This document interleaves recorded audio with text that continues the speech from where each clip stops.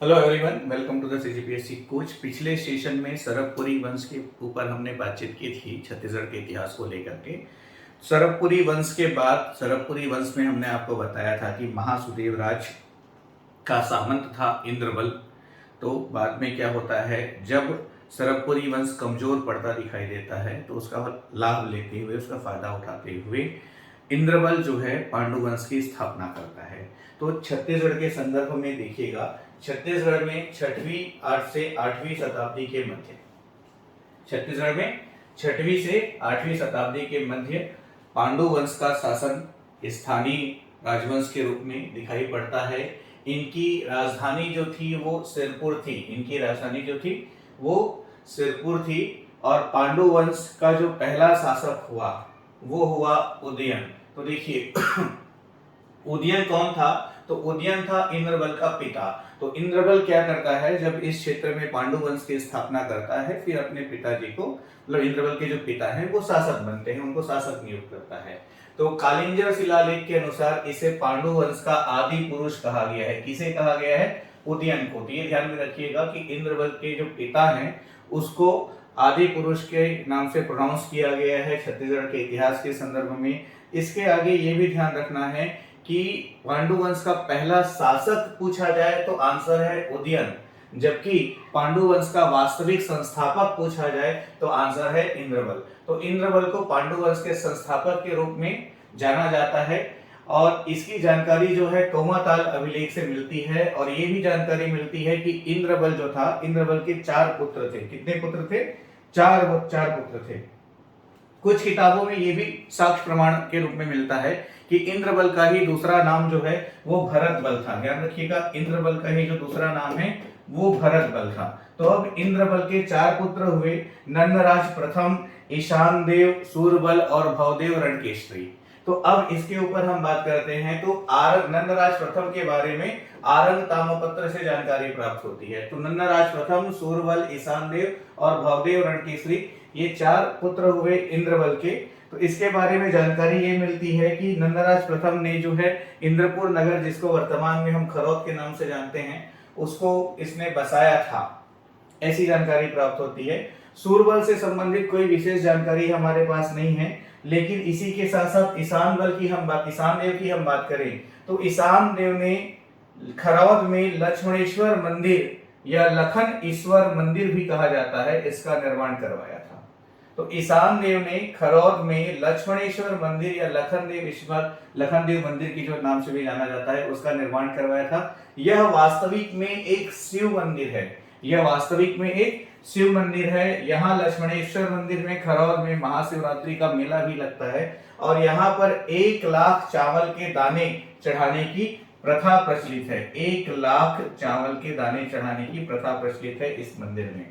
इसका निर्माण किसने करवाया था? तो इंद्रबल के पुत्र ईशान देव ने करवाया था। और भांडक शिलालेख से इंद्रबल के चौथे पुत्र भवदेव रणकेसरी के बारे में जानकारी मिलती है। तो ये ध्यान में रखना है कि भांडक शिलालेख किस पांडुवंशी से संबंध रखता है। तो भांडक शिलालेख जो है भवदेव रणकेसरी से संबंध रखता है, जो कि इंद्रबल का पुत्र था।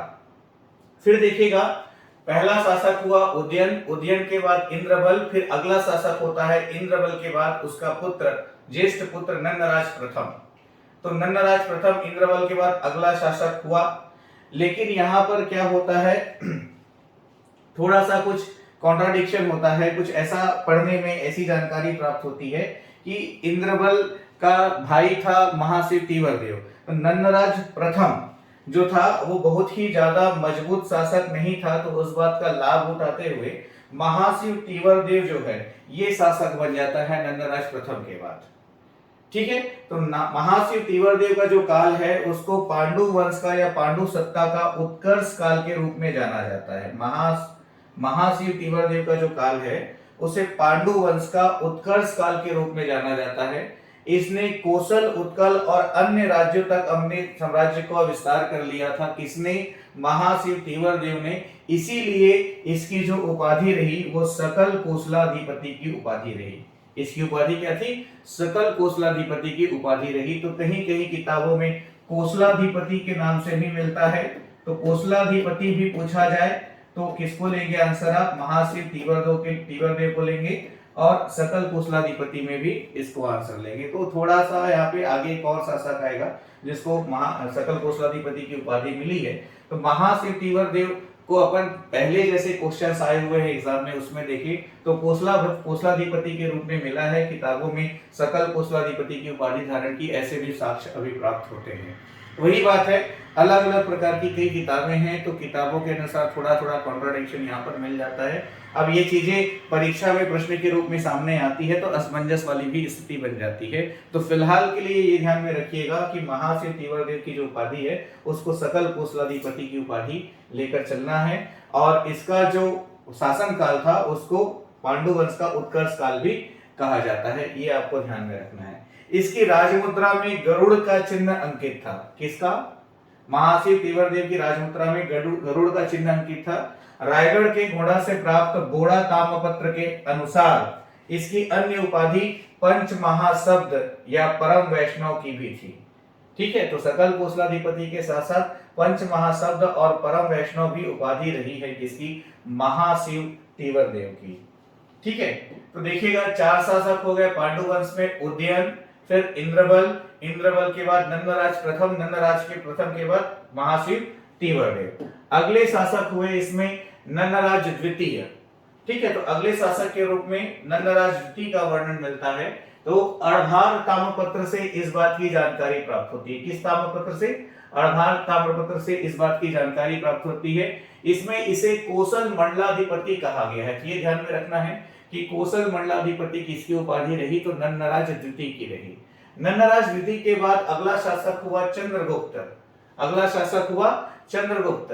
तो रानी वास्ता का जो लक्ष्मण मंदिर है तो वहां पर जो सिरपुर में जो शिलालेख प्राप्त हुआ है उसमें इस बात का उल्लेख है। अगला शासक कौन हुआ? चंद्रगुप्त हुआ और चंद्रगुप्त के बाद अगला शासक होता है चंद्रगुप्त का पुत्र हर्षगुप्त। ठीक है, तो चंद्रगुप्त का पुत्र हुआ हर्षगुप्त। तो चंद्रगुप्त के बाद पांडु वंश का अगला शासक हर्षगुप्त होता है। ठीक है, हर्षगुप्त के बारे में विशेष बात यह आ जाती है कि जो हर्षगुप्त हुआ इसका विवाह होता है मौखरी वंश के राजा सूर्यवर्मन की पुत्री रानी वासटा से। ठीक है, तो चंद्रगुप्त का पुत्र हर्षगुप्त का विवाह होता है मौखरी वंश के राजा सूर्यवर्मन की पुत्री वास्ता से। ठीक है, फिर होता क्या है, हर्षगुप्त की मृत्यु हो जाती है तो रानी वास्ता जो है अपने पति हर्षगुप्त की याद में सिरपुर में एक विष्णु मंदिर का निर्माण करवाती है जिसका नाम क्या है? लक्ष्मण मंदिर है। इसको लक्ष्मण मंदिर के नाम से जाना जाता है, सिरपुर का लक्ष्मण मंदिर। देखिएगा खरौद का लक्ष्मणेश्वर मंदिर अलग है और सिरपुर का लक्ष्मण मंदिर अलग है। तो लक्ष्मण मंदिर के नाम से जाना जाता है इसको, जो कि एक विष्णु मंदिर है। और विशेष बात यह है कि लाल ईंटों से बना छत्तीसगढ़ का पहला मंदिर है। भारत के परिदृश्य में नहीं होगा, छत्तीसगढ़ के परिदृश्य में छत्तीसगढ़ में लाल ईंटों से बना हुआ पहला मंदिर है सिरपुर का लक्ष्मण मंदिर, जो कि एक विष्णु मंदिर है जिसका निर्माण रानी वास्ता ने अपने पति हर्षगुप्त की याद में करवाया था। आगे देखें, हर्षगुप्त के बाद अगला शासक होता है महाशिवगुप्त बालार्जुन। तो वास्तविक नाम इसका महाशिवगुप्त है। बाल्यकाल में ही धनुर्विद्या में पारंगत होने के कारण इसके नाम के साथ जुड़ जाता है बालार्जुन। ठीक है, तो हर्षगुप्त के 2 पुत्र हुए महाशिवगुप्त और रणकेसरी। तो इसमें से महाशिवगुप्त जो है अगला शासक बनता है, अगला उत्तराधिकारी बनता है। ठीक है, तो अनेक ऐसे ताम्रपत्र हैं, प्रस्तर अभिलेख वगैरह हैं जिससे ये साक्ष्य मिलता है कि यह शैव धर्म का अनुयायी था। ध्यान दीजिएगा, इसके पहले पांडुवंशी जितने भी शासक हुए उनका जो प्रमाण मिलता है कि ये वैष्णव धर्म के अनुयायी थे। तो ये भी एक प्रश्न बनता है कि कौन सा पांडुवंशी शासक शैव धर्म का अनुयायी था, शिव का भक्त था। ठीक है, तो ये कौन है? महाशिवगुप्त बालार्जुन के काल में जो है सभी धर्मों का विकास हुआ है इस क्षेत्र में, ऐसा माना जाता है। स्कूत वगैरह का भी निर्माण हुआ है, हालांकि वो स्कूत का कहां पर निर्माण हुआ है इसका साक्ष्य अभी तक नहीं मिल पाया है, पर किताबों के अनुसार हम बात करें तो अनेक तरह के साक्ष्य यहाँ पर प्राप्त होते हैं। तो देखिएगा, महाशिवगुप्त का जो महाशिवगुप्त बालार्जुन का जो काल है उसको छत्तीसगढ़ के स्वर्ण युग की संज्ञा दी जाती है। देखिए, महाशिव तिवरदेव का जो काल है उसको पांडु वंश का उत्कर्ष काल कहा जाता है, और महाशिवगुप्त बालार्जुन का जो काल है उसको छत्तीसगढ़ का स्वर्ण युग की संज्ञा दी जाती है। उसके कारण ये है कि सामाजिक रूप से काफी विकास हुआ और इस दौरान सभी धर्म जो हैं वो उन्नति किए, सभी धर्मों का विकास हुआ इस क्षेत्र में। इस वजह से इसको स्वर्ण युग की संज्ञा दी जाती है। तो ये ध्यान में रखना है कि पांडु वंश में महाशिवगुप्त बालार्जुन एकमात्र ऐसा शासक था जो शैव धर्म का अनुयायी था। ठीक है, और ऐहोल अभिलेख से ऐसा प्रमाण मिलता है कि नर्मदा घाटी में जो युद्ध हुआ था पुलकेशिन द्वितीय और हर्षवर्धन के मध्य, ठीक है, पुलकेशिन द्वितीय और हर्षवर्धन के मध्य नर्मदा घाटी में युद्ध हुआ था, जिसका प्रमाण ऐहोल अभिलेख से मिलता है। तो इसमें जो है हर्षवर्धन ने साथ दिया था। किसका साथ दिया था? महाशिवगुप्त बालार्जुन का साथ दिया था। ऐसे भी प्रमाण मिलते हैं, हालांकि इसको लेकर के कोई क्वेश्चंस वगैरह राइज होने की ज्यादा संभावना नहीं है। जैसा मैंने पहले भी आप लोगों को बताया है कि प्राचीन इतिहास के संदर्भ में बिना परेशान हुए खाली प्रीवियस ईयर जो क्वेश्चंस आए हैं उतना बस कर लो तो भी आराम से आपका छत्तीसगढ़ का प्राचीन इतिहास पूरा का पूरा तैयार हो जाएगा। और किताबों की हम बात करें तो हर किताब में कुछ न कुछ अलग मिल रहा है अभी, तो ये भी एक बड़ा कारण है विवाद का और फंसने का। तो इस वजह से बहुत ज्यादा प्रश्न प्राचीन इतिहास से नहीं पूछे जाते हैं। ठीक है, अब सभी धर्म के प्रति सहिष्णु था महाशिवगुप्त बालार्जुन। महाशिवगुप्त बालार्जुन की चारित्रिक विशेषता को बताइए, ऐसा करके मेंस में भी प्रश्न पूछा हुआ है ना भाई। तो इसके काल में चीनी यात्री वेनसांग जो है 639 ईस्वी में आया था और इसकी रचना रही यात्रा वृतांत सीयू की, जिसमें इसने छत्तीसगढ़ क्षेत्र को कियासलो के नाम से उल्लेखित किया है। ठीक है, तो इसकी जो राजधानी थी श्रीपुर, जिसको हम वर्तमान में सिरपुर के नाम से जानते हैं। यहाँ पर शैव धर्म, वैष्णव धर्म, बौद्ध धर्म, जैन धर्म सभी के प्रमाण मिले हुए हैं। ठीक है, तो सभी धर्मों का प्रमाण किस क्षेत्र में मिला हुआ है ये पूछा जाए तो ये भी स्थान का नाम क्या है? श्रीपुर या सिरपुर है। उस समय श्रीपुर कहा जाता था, अब सिरपुर के नाम से जाना जाता है। इसकी राजमुद्रा में त्रिशूल का चिन्ह अंकित था, चूंकि ये शैव धर्म का अनुयायी था, त्रिशूल का चिन्ह अंकित था। इसका दरबारी कवि का नाम है ईशान। इसके दरबारी कवि का नाम है ईशान। तो दरबारी कवि ईशान किस पांडुवंशी शासक का था? तो वो महाशिवगुप्त बालार्जुन का था। ठीक है, और इसके शासन काल का जो समय है उसको छत्तीसगढ़ का स्वर्ण काल की संज्ञा दी जाती है। ये बात मैंने पहले ही आपको बताया। तो इस तरह से ये सारी प्रमुख जानकारी हो गई पांडुवंश के बारे में। और संभवतः ऐसा साक्ष्य मिलता है कि महाशिवगुप्त बालार्जुन के बाद कोई और प्रतापी पांडुवंशी शासक इस क्षेत्र में नहीं हुआ। ठीक है, अब हम देखें मेकल का पांडुवंश। तो मैकल क्षेत्र मतलब कि आपका कवर्धा राजनांदगांव वाला जो पहाड़ी क्षेत्र है उसको मैकल श्रेणी कहा जाता है। तो उस क्षेत्र में जो पांडुवंशी शासक थे वो मैकल के पांडुवंश हुए। तो उनके संदर्भ में 5वीं शताब्दी का कुछ प्रमाण मिलता है। इनका जो शासन क्षेत्र था मैकल पर्वत श्रेणी, जो कि कवर्धा राजनांदगांव वाला जो क्षेत्र है वो है। ठीक है, तो इसकी जानकारी भरतबल के बमनी ताम्रपत्र से प्राप्त होती है। और मेकल का पांडुवंश का संस्थापक शासक हुआ जयबल। संस्थापक शासक हुआ जयबल। तो जयबल, वत्सराज, नागबल, भरतपुरबल और सुरबल, इन 5 शासकों का वर्णन पांडु मेकल के पांडुवंश के रूप में मिलता है। संस्थापक कौन हुआ? जयबल। तो यहां से आपको सिर्फ ये ध्यान में रखना है कि भरतबल के बमनी ताम्रपत्र के अनुसार मेकल का पांडुवंश हुआ और उसका संस्थापक राजा कौन हुआ? जयबल हुआ। तो ये 5 राजा का नाम हमको मिलता है। इसी के पहले हम देखें तो छत्तीसगढ़ का जो पाली क्षेत्र है कोरबा जिले के अंतर्गत, वहां बाढ़ वंश का प्रमाण मिलता है 9वीं सदी के आसपास। इसको भी थोड़ा सा चर्चा करना है। ठीक है, तो 9वीं सदी के आसपास बाढ़ वंश का प्रमाण मिलता है। यहाँ का शासक हुआ विक्रमादित्य। कौन हुआ यहाँ का शासक? विक्रमादित्य यहाँ का शासक हुआ। ठीक है, तो पाली के शिव मंदिर में जो लेख लिखा हुआ है वहां से इस बात की जानकारी मिलती है। यहाँ का महामंडलेश्वर एक शासक का नाम रहा और प्रमुख शासक रहा बाण वंश का, जिसका इतिहास में उल्लेख मिलता है, उसका नाम है विक्रमादित्य। इसने पाली के शिव मंदिर का निर्माण कराया था। बाद में कलचुरी शासक जाजलदेव ने इसका जीर्णोद्धार करवाया है, पुनर्निर्माण करवाया है पाली के शिव मंदिर का। तो पाली के शिव मंदिर का निर्माण किसने करवाया है? तो पाली के शिव मंदिर का निर्माण विक्रमादित्य, जो कि एक बाणवंशी शासक था, उसने करवाया है। ये भी आप ध्यान में रखेंगे। इसके बाद हम बात करते हैं सोमवंश की। तो यहाँ पर एक छोटा सा कॉन्सेप्ट है, ध्यान दीजिएगा। ये जो सोमवंश है, ठीक है, और अभी जिसके बारे में हम बात कर रहे थे पांडु वंश, तो ये सोमवंश और पांडु वंश जो है वो एक दूसरे के पैरेलल ही थे। और ऐसा भी प्रमाण मिलता है कि पांडु वंश जो थे वो सोमवंश की ही वंशावली से थे, उन्हीं की रिश्तेदार वगैरह भी थे। तो होता क्या है, जो छत्तीसगढ़ का उड़ीसा क्षेत्र है, उड़ीसा क्षेत्र में जिनका शासक था वो सोमवंशी थे, और इन्हीं के पैरेलल, इन्हीं के रिश्तेदार वगैरह जो छत्तीसगढ़ में आकर के शासन किए उड़ीसा से, तो डिफरेंस क्रिएट करने के लिए पांडु वंश जो है यहाँ पर क्रिएट हुआ, पांडु वंश के नाम से प्रोनाउंसिएशन हुआ है, ऐसा भी कुछ किताबों में वर्णित मिलता है। ठीक है, तो अब इसमें आगे ध्यान दीजिएगा, बाद में क्या होता है, महाशिवगुप्त बालार्जुन के बाद कोई प्रतापी पांडु शासक यहाँ होता नहीं है, तो सोमवंशी जो है मतलब उन्हीं के जो रिश्तेदार वगैरह थे वो भी प्रत्यक्ष इस क्षेत्र में आ जाते हैं। तो उड़ीसा के सोमवंशियों का भी कुछ प्रमाण छत्तीसगढ़ क्षेत्र में प्राप्त होता है। सोमवंशियों को त्रिकलिंगाधिपति की उपाधि दी गई है। तो ये भी प्रश्न आया हुआ है कि किस वंश के शासक त्रिकलिंगाधिपति की उपाधि धारण करते थे, तो प्रश्न का उत्तर है सोमवंश के जो शासक है वो त्रिकलिंगाधिपति की उपाधि धारण करते थे। तो चलिए सोमवंश के संदर्भ में देखिए तो 9वीं से 11वीं शताब्दी में इनका छत्तीसगढ़ क्षेत्र में शासन था, ऐसा प्रमाण मिलता है। और इनका मुख्य शासन क्षेत्र जो था उड़ीसा के आसपास बलांगीर क्षेत्र था। इनकी कुलदेवी का नाम है गजलक्ष्मी, सोमवंश की कुलदेवी का नाम है गजलक्ष्मी, और इनकी उपाधि रही है त्रिकलिंगाधिपति। ये एग्जाम में पूछा जा चुका है कई बार। शासकों की बात करें तो पहले शासक के रूप में शिवगुप्त का वर्णन मिलता है। इसकी उपाधि परम महेश्वर रही। यह शैव धर्म का उपासक था। इसकी राजधानी सिरपुर रही।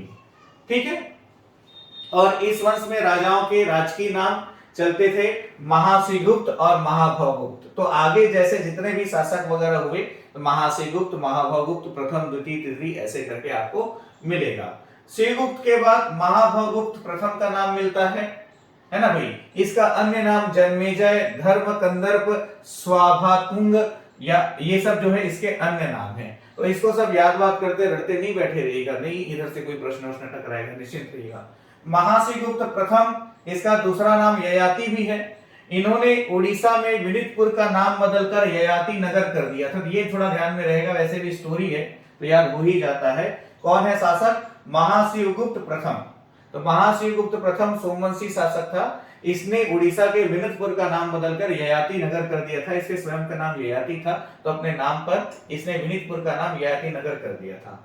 उसे अपनी राजधानी बनाई नाम बदलने के बाद। इसका एक ताम्रपत्र प्राप्त हुआ है जिसमें सोमवंशियों के बारे में लिखा गया है कि सोमवंशी धरती में इसलिए अवतरित हुए हैं ताकि विश्व का कल्याण कर सके। ये देखिए कितनी बड़ी बात है। ठीक है, एक ताम्रपत्र में यह वर्णित है कि सोमवंशी धरती में इसलिए अवतरित हुए हैं ताकि विश्व का कल्याण कर सके, ऐसा प्रमाण मिलता है महाशिवगुप्त के संदर्भ में।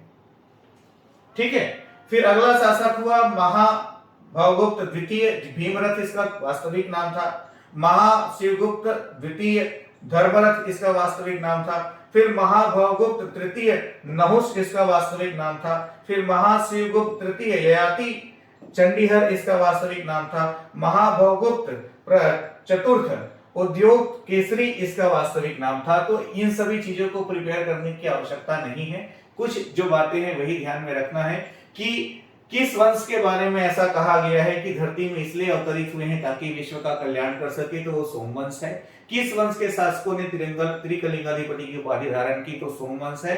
किस वंश की कुलदेवी गजलक्ष्मी रही, तो सोमवंश है। और भी ऐसे वंश रहे जिनकी कुलदेवी गजलक्ष्मी रही है। तो कॉन्ट्रडिक्शन हो गया, तो एक पर्टिकुलर आंसर सेलेक्ट करना वहां पर फिर मुश्किल है। ठीक है, महाशिवगुप्त प्रथम के बारे में ध्यान रखिएगा कि विनितपुर का नाम बदलकर इसने ययाति नगर किया था और उसे ही अपनी राजधानी बनाई थी।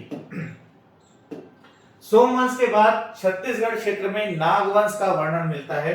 तो नागवंश के दो क्षेत्र हुए, दो भागों में ये बटा रहा। तो छत्तीसगढ़ का जो बस्तर क्षेत्र है वहां पर छिंदक नागवंश, और छत्तीसगढ़ का जो मैदानी क्षेत्र है वहां पर फणी नागवंश का वर्णन मिलता है। ठीक है, तो अब देखिएगा नागवंश को भी लेकर के काफी सारी जानकारी हमारे सामने है, काफी सारे डिटेल्स हैं जिस पे हम बात करने वाले हैं। तो छत्तीसगढ़ में नागवंश की दो शाखाएं हैं। ठीक है, कवर्धा क्षेत्र में फणी नागवंश और बस्तर क्षेत्र में छिंदक नागवंश, दोनों के ऊपर हम बात करेंगे। पहले हम फणी नागवंश के ऊपर बात करते हैं, फिर हम छिंदक नागवंश के ऊपर बात करेंगे। तो देखिएगा इनका जो शासनकाल रहा, कवर्धा क्षेत्र के जो फणी नागवंशी हुए, इनका शासनकाल 11वीं से 15वीं शताब्दी तक रहा।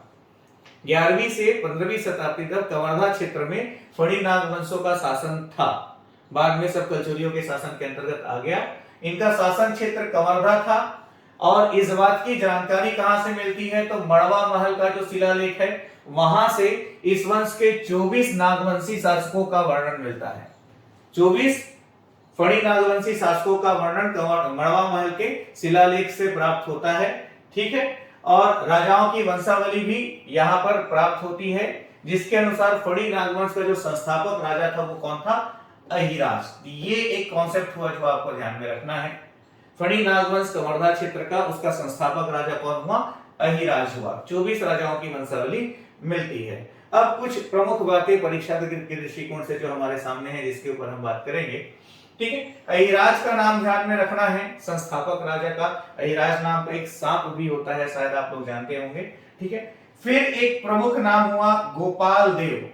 गोपाल देव, ठीक है, गोपाल देव 24 में से 6वें क्रम का शासक था। कौन से क्रम का, 6वें क्रम का शासक रहा गोपाल देव। 1089 ईस्वी में, 1089 ईस्वी को ही शताब्दी की बात हो जाए तो 11वीं शताब्दी कहते हैं। तो 1089 ईस्वी में 11वीं शताब्दी में इसने भोरम देव मंदिर का निर्माण करवाया। कवर्धा का भोरम देव मंदिर प्रसिद्ध है, कभी भी हो सकता है आप लोग वहां गए भी होंगे, घूमे भी होंगे, नहीं भी घूमे तो जरूर जाइएगा। ठीक है, तो कवर्धा का जो भोरम देव मंदिर है उसका निर्माण 6वें क्रम के फणी नागवंशी शासक गोपाल देव ने 11वीं शताब्दी में या 1089 ईस्वी में करवाया था।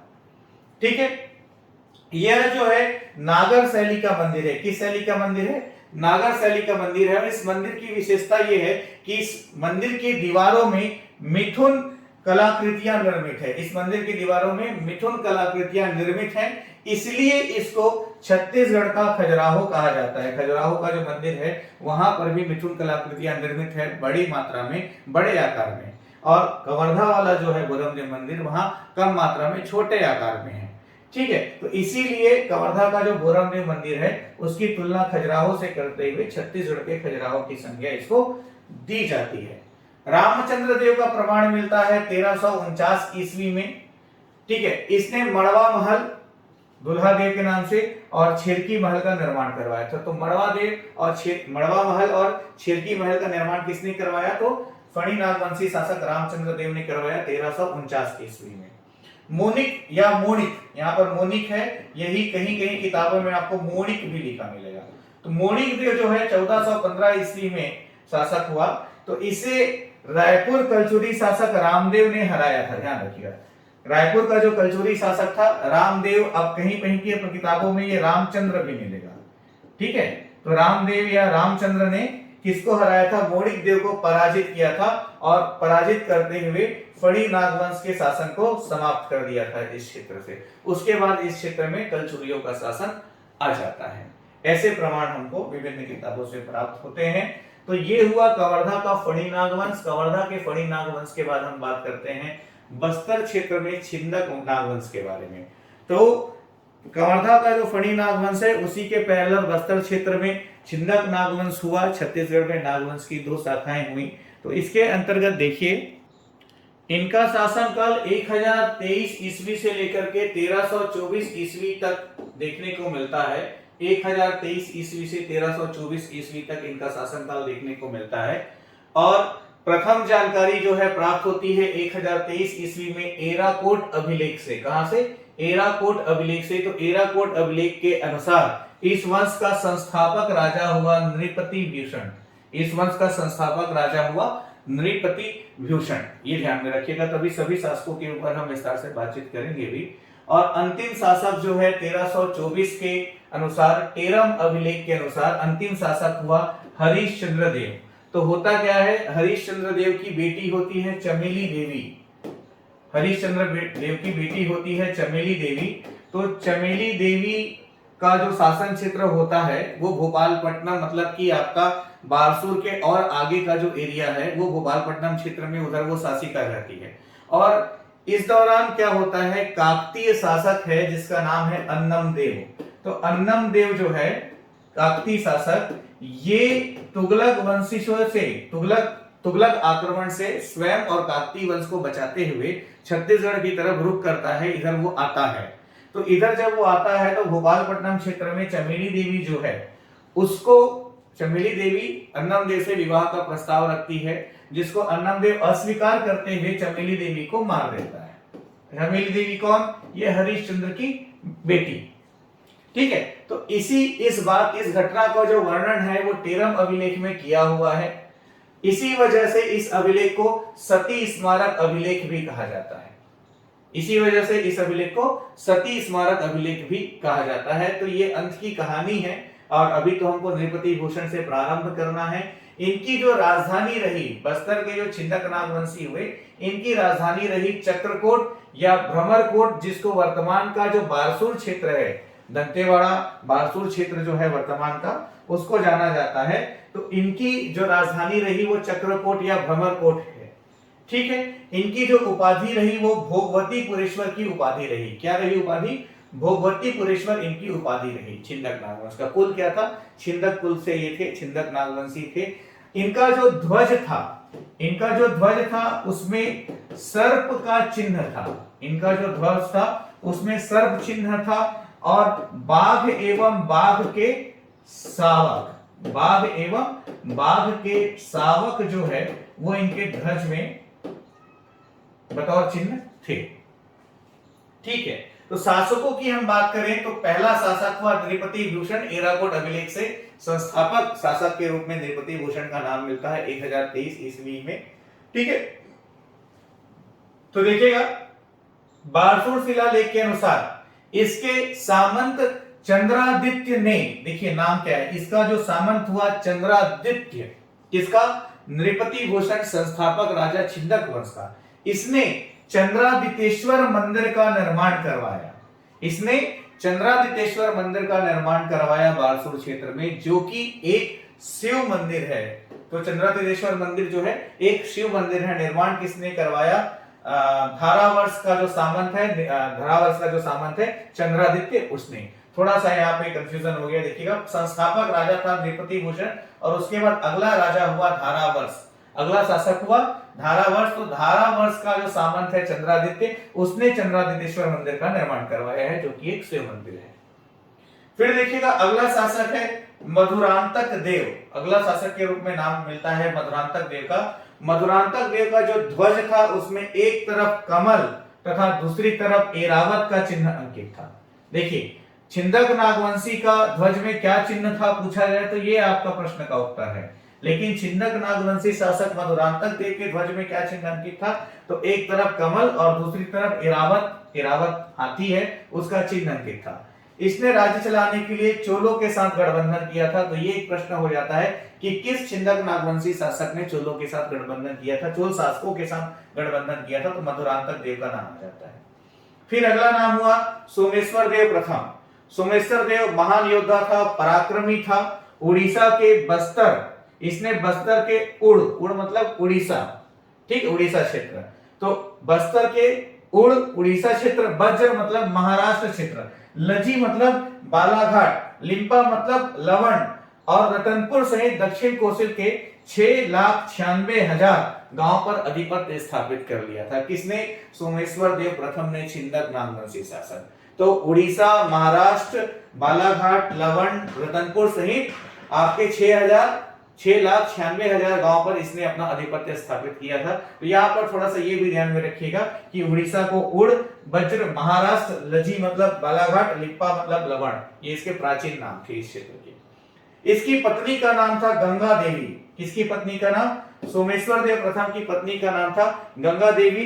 इस गंगा देवी ने 1109 ईस्वी में, कब की बात हो रही है? 1109। तो 1109 ईस्वी में बत्तीसा मंदिर का निर्माण करवाया। किसका निर्माण करवाया? बत्तीसा मंदिर का। तो बस्तर क्षेत्र के बत्तीसा मंदिर का निर्माण किसने करवाया है? तो गंगा देवी, जो कि सोमेश्वर देव प्रथम की पत्नी थी 1109 ईस्वी में, इसने बत्तीसा मंदिर का निर्माण करवाया है। फिर ये प्रमाण मिलता है कि कलचुरी शासक हुआ जाजल्य देव या जाजल्य देव, जो कलचुरी शासक हुआ, उसने सोमेश्वर देव प्रथम को पराजित कर पूरे परिवार सहित उसे बंदी बना लिया था। सोमेश्वर देव प्रथम को पराजित कर परिवार सहित उसको बंदी बना लिया था। किसने? कलचुरी राजा जाज्वल्य देव ने। ठीक है। लेकिन बाद में क्या होता है, जाज्वल्य देव अपनी माता के कहने पर, ध्यान दीजिएगा, सोमेश्वर देव की माता नहीं, जाज्वल्य देव अपनी माता के कहने पर सोमेश्वर देव प्रथम को रिहा कर देता है, जो बंदी बनाया रहता है, और रिहा करने के बाद बस्तर क्षेत्र में शासन करने के लिए उसको छोड़ देता है। ठीक है। इस बात की जो जानकारी है वो कुरुसपाल अभिलेख में मिलती है। तो ये देखिएगा, ये वनडे एग्जाम में पूछा जा चुका है कि किस अभिलेख से इस बात की जानकारी मिलती है कि सोमेश्वर देव प्रथम को जाज्वल्य देव ने बंदी बनाया था, जाज्वल्य देव प्रथम ने बंदी बनाया था। ठीक है। किस अभिलेख से मिलती है? कुरुसपाल अभिलेख से इस बात की जानकारी मिलती है। इसके बाद अगला जो छिदक नागवंशी शासक हुआ जिसके बारे में हमको वर्णन मिलता है वो है कन्हर देव। ठीक, ध्यान दीजिएगा, अगला जो छिदक नागवंशी शासक हुआ जिसके बारे में वर्णन मिलता है वो है कन्हर देव। तो कुरुसपाल अभिलेख, फिर से आगे देखिएगा, कुरुसपाल अभिलेख एवं राजपुर ताम्रपत्र से कन्हर देव के शासन का उल्लेख मिलता है, और इसके ऊपर कलचुरी शासक पृथ्वीदेव द्वितीय ने, अभी जब हम कलचुरी पढ़ेंगे तो कलचुरी शासकों का पूरा क्रम पढ़ेंगे, तो पृथ्वीदेव द्वितीय जो कलचुरी शासक हुआ उसने आक्रमण किया था। किसके ऊपर? कन्हर देव के ऊपर। इस बात की जानकारी कुरुसपाल अभिलेख एवं राजपुर ताम्रपत्र से प्राप्त होती है। फिर अगला शासक हुआ जयसी देव। जयसी देव के बाद अगला शासक हुआ सोमेश्वर देव द्वितीय। इसकी जो उपाधि रही वो राजभूषण की उपाधि रही।